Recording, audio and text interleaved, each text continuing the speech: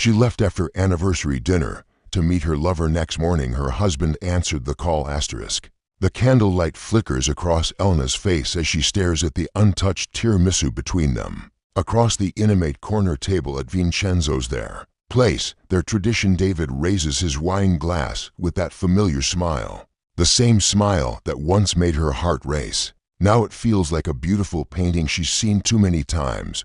To 15 years, my love. His voice carries warmth, genuine affection, but Elena hears it as if through glass. To us. She lifts her glass, the crystal cool against her fingers. To us, the words taste like obligation. Around them, the restaurant hums with the quiet conversations of other couples, other anniversaries, other lives playing out their scripts. The piano player in the corner drifts through The Way You Look Tonight, and Elena wonders when the soundtrack of their marriage became background noise. David reaches across the table, his fingers finding hers. His touch is familiar, safe, predictable. Remember our first anniversary? You were so nervous about that little Italian place in Brooklyn. She remembers. She remembers how her pulse quickened when he touched her hand then. How every word felt electric. How the world narrowed to just the two of them. Now his thumb traces circles on her palm, and she feels nothing but the weight of what's missing. You wore that blue dress, he continues, his eyes soft with memory. The one with the buttons down the front. Elena's breath catches. Not because of his memory, but because she knows exactly which dress she's wearing underneath her coat right now. Silk, black, the kind that whispers against skin when she moves. The kind David hasn't seen her wear in years. The kind she's wearing for someone else. I should powder my nose, she murmurs, sliding her hand from his. In the ladies' room, Elena stares at her reflection. Her dark hair falls in waves over bare shoulders. Her lips are painted the color of secrets. She looks like a woman on her way to commit beautiful sins. Her phone buzzes with a text that makes her stomach flutter in ways David's touch no longer. Still thinking about this afternoon. Can't wait to see what you're wearing under that coat. Her fingers tremble as she types back. You'll have to be patient.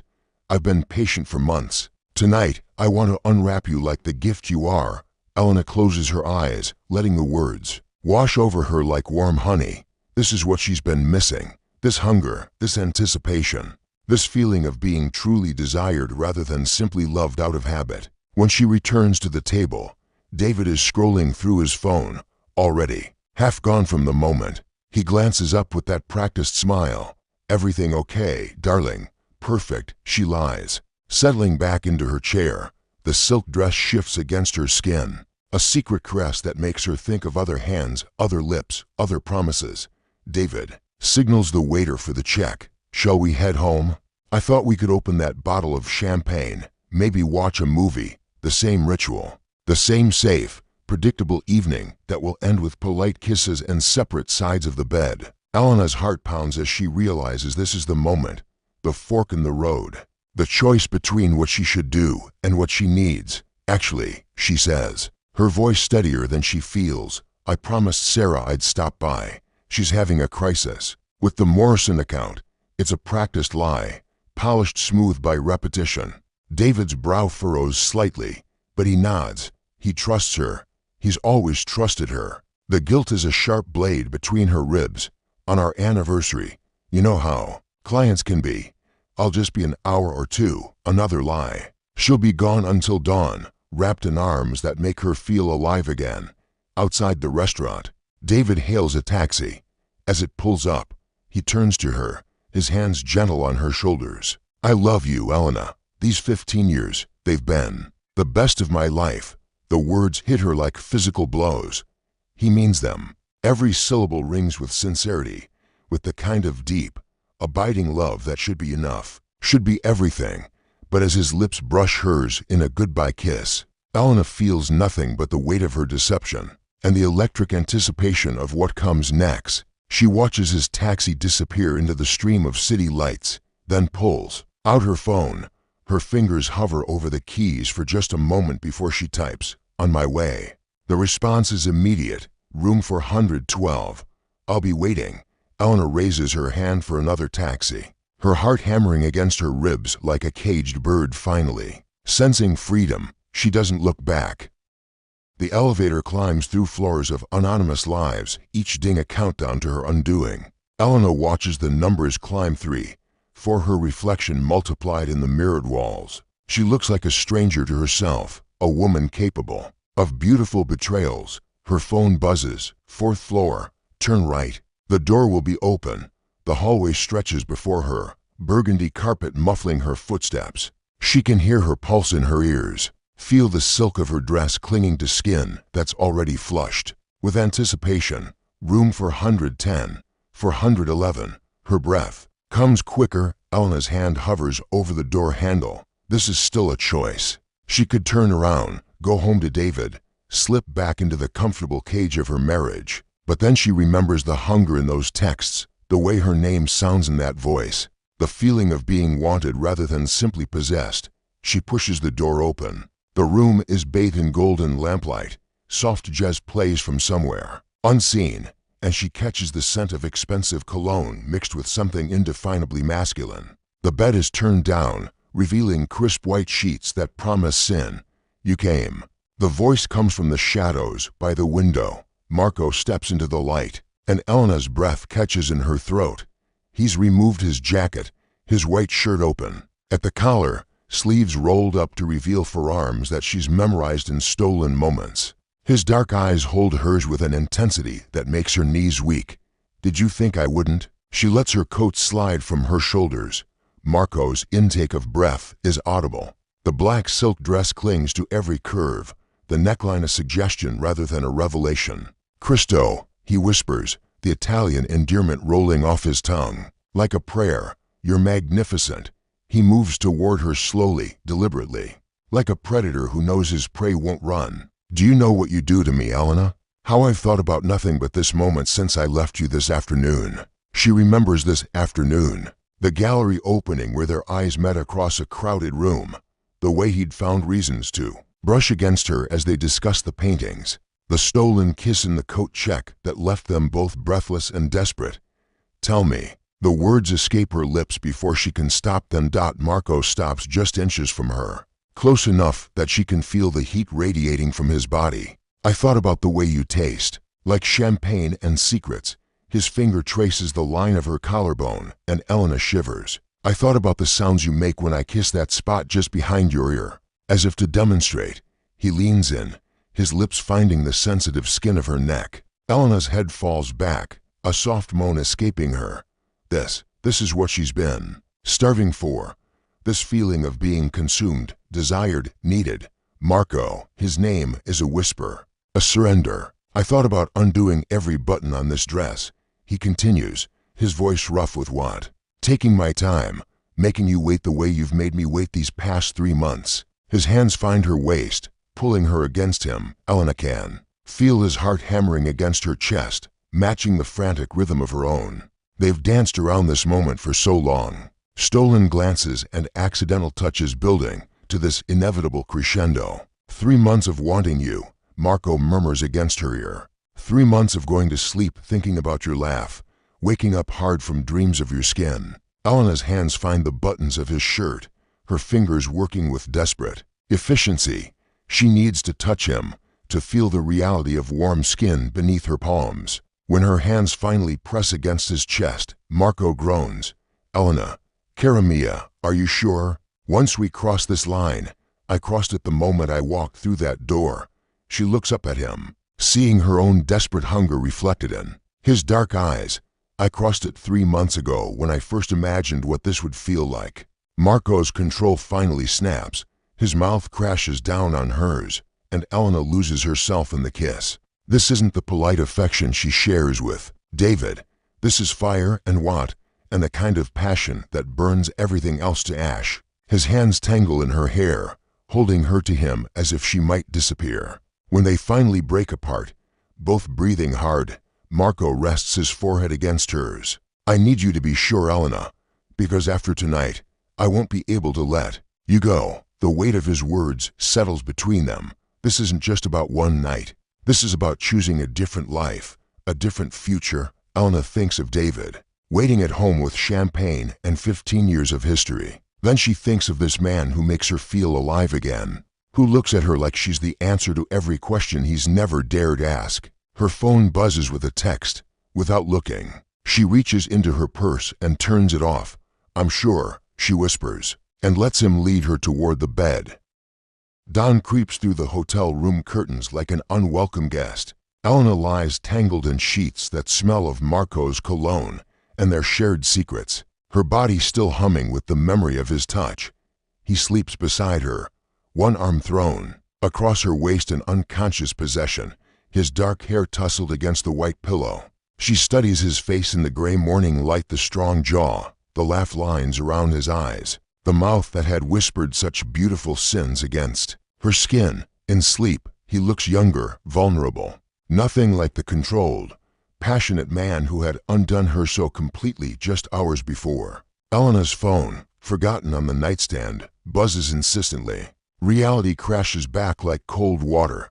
David, her marriage, the life she abandoned with her coat by the door. Carefully, she extracts herself from Marco's embrace. Padding naked to the window, the city spreads below them, ordinary people beginning their ordinary days.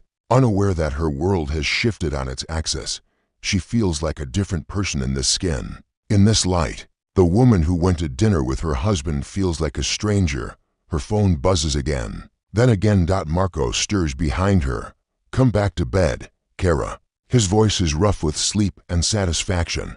"It's too early for the world to exist. I have to go." The words taste like ashes.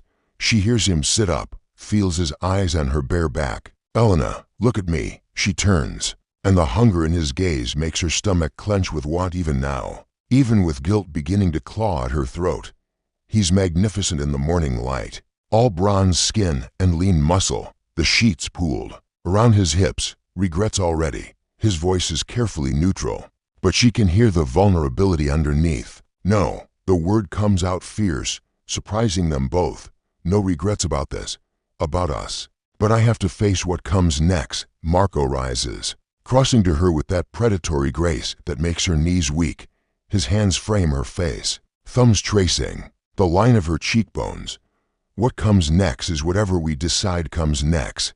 It's not that simple, it's exactly that simple. His mouth finds hers in a kiss that's softer than last night's desperation, but no less consuming. "I meant what I said, Elena. I won't let you go, not now." The phone buzzes again, harsh in the intimate quiet. Elena closes her eyes, steeling herself. "I have to call him." Marco's hands drop to his sides. "Your husband, David." The name feels strange on her lips, like a word in a foreign language. "He'll be worried, will he?" There's something sharp in Marco's tone. "Or will he be suspicious?" Elena's blood chills. "What do you mean?" Marco moves away from her, running his hands through his hair. For a moment, he looks like he's fighting some internal battle. "Nothing. I just..." "Be careful, Kara." Some men know more than they let on.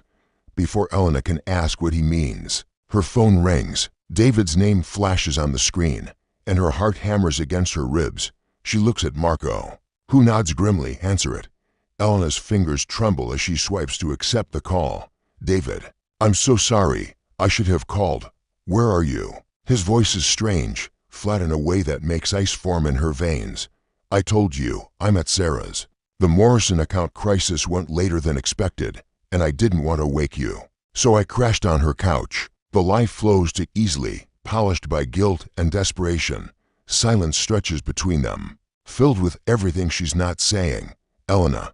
David's voice is quiet now, almost gentle.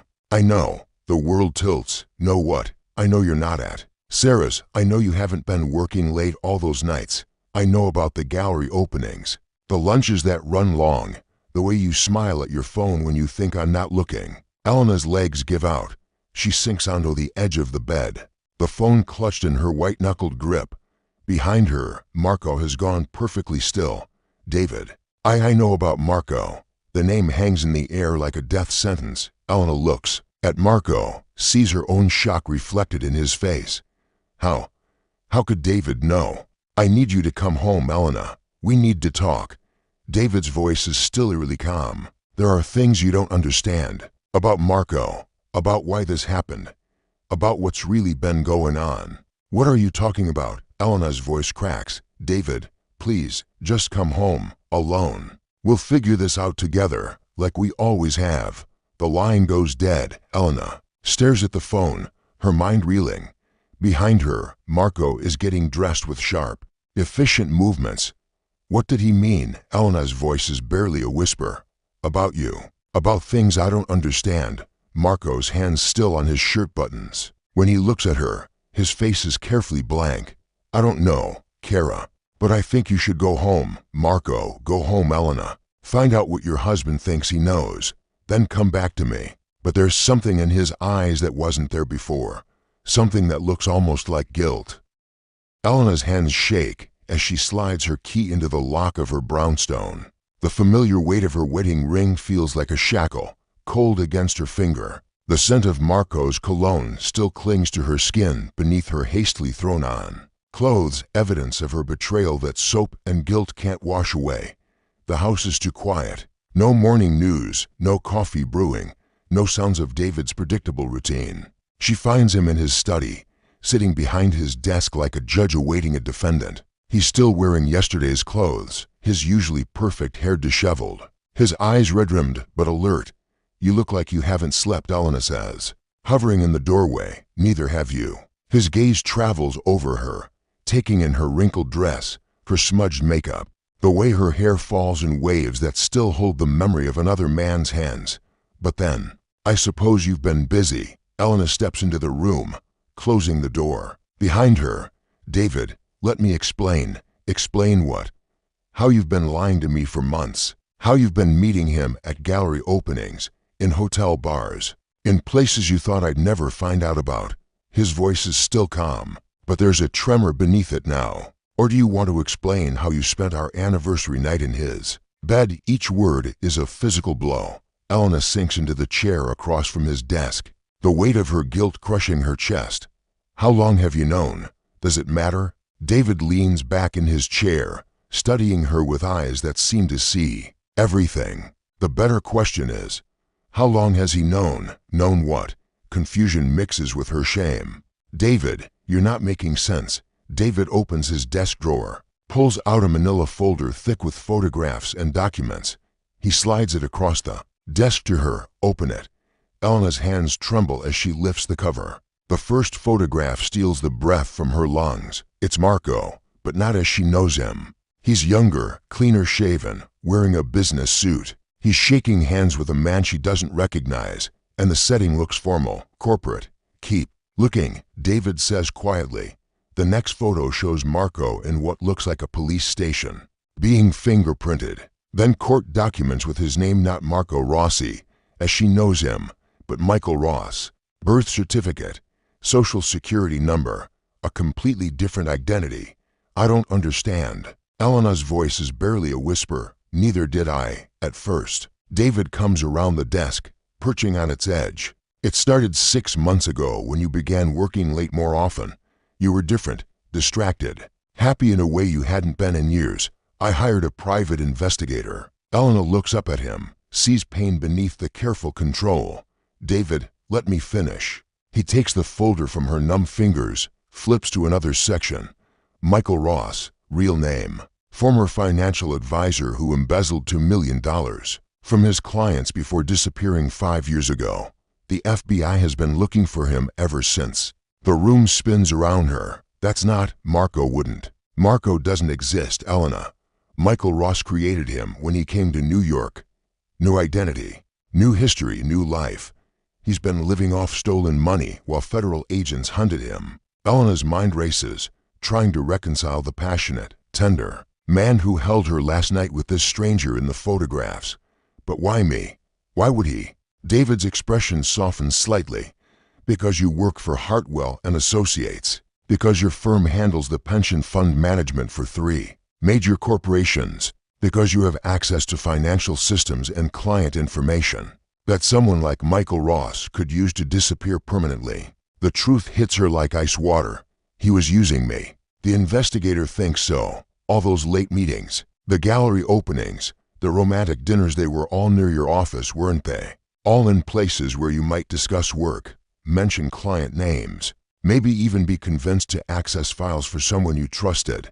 Elena doubles over, nausea rolling through her, every touch, every kiss, every whispered endearment, all of it. Calculated, all of it a lie designed to get close to her, to use her, to steal from her clients the way he'd stolen from others. Elena. David's voice is gentler now, and she feels his hand on her shoulder. There's more. She can't imagine what could be worse than discovering that her lover is a criminal who seduced her for financial gain. But David's next words destroy what's left of her world. The FBI raided his hotel room an hour ago. He's gone, Elena.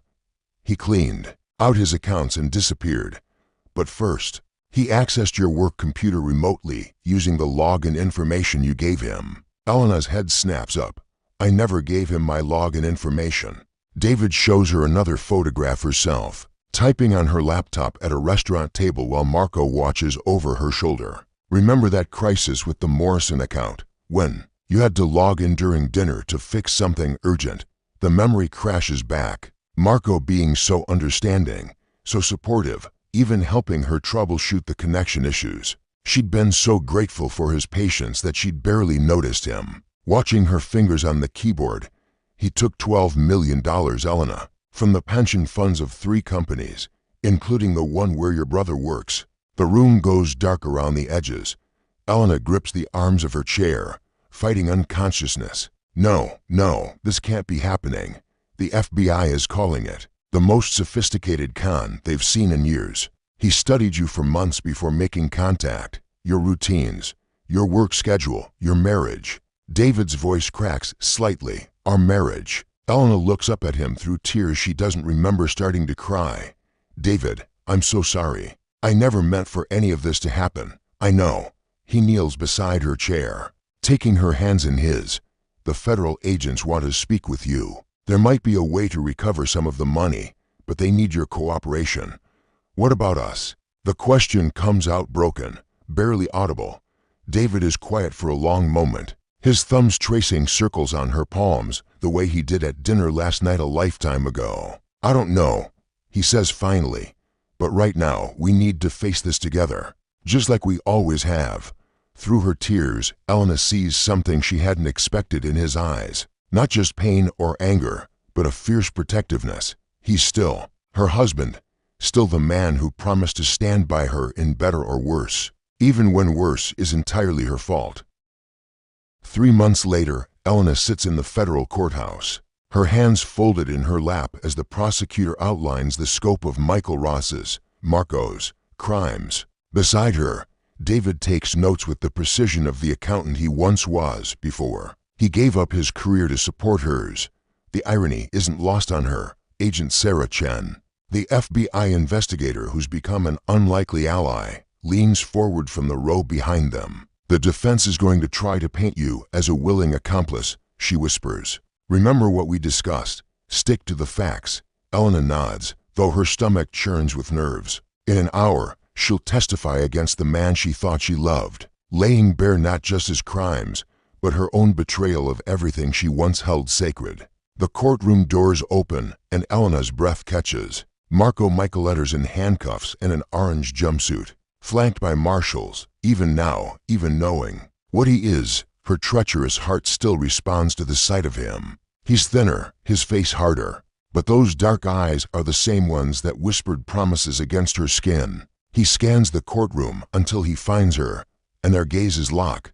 For a moment, Elena sees a flash of the man who held her in that hotel room, who made her feel desired and alive. Then his expression hardens into something cold and calculating, and she remembers that man never existed. The prosecution calls Elena Hartwell. Her maiden name sounds strange in the formal setting. She's been using it again since the scandal broke, trying to distance her professional reputation from the wreckage of her marriage. The irony is that her marriage is the only thing that survived. Elena rises on unsteady legs, aware of every eye in the courtroom. As she walks to the witness stand, she passes the families of the victims' retirees who lost their pensions, workers whose futures evaporated overnight. Her brother Jake sits in the third row, his face carved from stone. His company's pension fund was the largest target. The oath feels like a prayer. Do you swear to tell the truth, the whole truth, and nothing but the truth? I do. The prosecutor, A sharp-eyed woman named Patricia Wells approaches with a gentle smile. They've rehearsed this, but Elena's palms are still slick with sweat. Mrs. Hartwell, can you identify the defendant for the court? Elena looks at Michael, forces herself to meet his gaze. I knew him as Marco Rossi. We had a relationship. Can you describe the nature of that relationship? The question hangs in the air like smoke. Elena thinks of David, sitting in the gallery, his face carefully neutral. They've talked about this moment, prepared for it. But nothing can make it easier. We had an affair. The words taste like ash. It lasted approximately for months.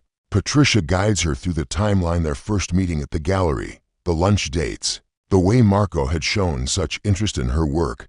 Elena recounts it all with clinical precision, stripping away the romance to reveal the cold calculation underneath. Did the defendant ever ask you about your work computer? Yes. He was very interested in the security protocols we used, the client databases, the financial systems. Elena's voice grows stronger with each revelation.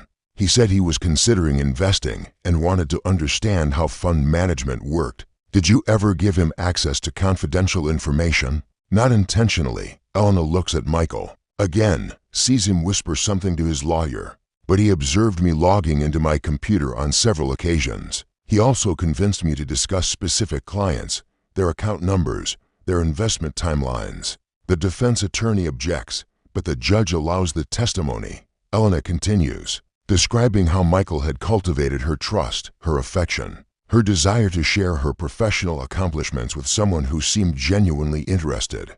Mrs. Hartwell, are you aware of the financial impact of the defendant's crimes? Elena nods, her throat tight. $12 million stolen from pension funds. Over 300 families affected. Some people lost their entire retirement savings, including your own family. My brother's pension was reduced by 30%. He's had to postpone retirement indefinitely. The prosecutor shows her photographs: the hotel room, the gallery where they met, the restaurant where he'd watched her type her passwords. Each image is a knife twist, a reminder of how thoroughly she'd been manipulated. Did you love him? The question comes without warning. Elena's breath catches, and for a moment the courtroom fades away. She remembers the way her heart raced when his texts arrived, the feeling of being truly desired for the first time in years, the nights when she lay awake thinking about his touch. I thought I did. Her voice is barely audible, but I realize now that I was in love with someone who didn't exist. Marco Rossi was a fiction designed to exploit me. During cross-examination, the defense attorney tries to paint her as a willing conspirator, a woman whose marriage was so troubled that she eagerly helped her lover steal millions. But Elena is ready for this, armored in truth and the hard-won wisdom of betrayal. Mrs. Hartwell, isn't it true that you were unhappy in your marriage? Yes. And that you were looking for a way out? Elena looks at David, sees him nod slightly. They've discussed this too. I was looking for something my marriage wasn't giving me. But I never intended to harm innocent people. I never wanted anyone to get hurt. Except your husband. The question hangs in the air like a challenge. Elena takes a breath, thinking of the man who held her while she cried over her own stupidity. Who stood by her when the FBI came knocking. Who's rebuilding their life piece by careful piece. I hurt my husband deeply, but he chose to forgive me. We chose to forgive each other. After 2 hours of testimony, Elena steps down from the witness stand feeling hollowed out but clean. As she walks past Michael's table, he grabs her wrist. Elena, his voice is urgent, desperate. What we had was real. You have to know that. She looks down at him, this stranger wearing her lover's face, and feels nothing but pity. No, she says quietly, it wasn't. Outside the courthouse, David waits by their car. The late afternoon sun catches the silver in his hair, the lines around his eyes that have deepened over the past months. He looks older, worn down by scandal and betrayal, but when he sees her, his face lights up with something that looks like pride. How do you feel? He asks as they drive home through the city traffic. Elena considers the question. 3 months ago, she would have said devastated, broken, consumed with guilt and regret. Now she feels something different. Not healed, that will take time, but honest in a way she hasn't been in years. Like myself again. she says finally. David reaches over and takes her hand. His wedding ring clicks against hers, and Elena thinks about the vows they made 15 years ago, for better or worse, richer or poorer, in sickness and in health. They never promised it would be easy, but they promised to try. I love you, David says quietly, his eyes on the road ahead. I love you, too. And for the first time in months, Elena means it with her whole heart. The city spreads before them, full of new possibilities and second chances. In the rearview mirror, the courthouse fades into memory, taking with it the ghost of Marco Rossi and the woman who was foolish enough to believe in beautiful lies. Elena Hartwell is going home,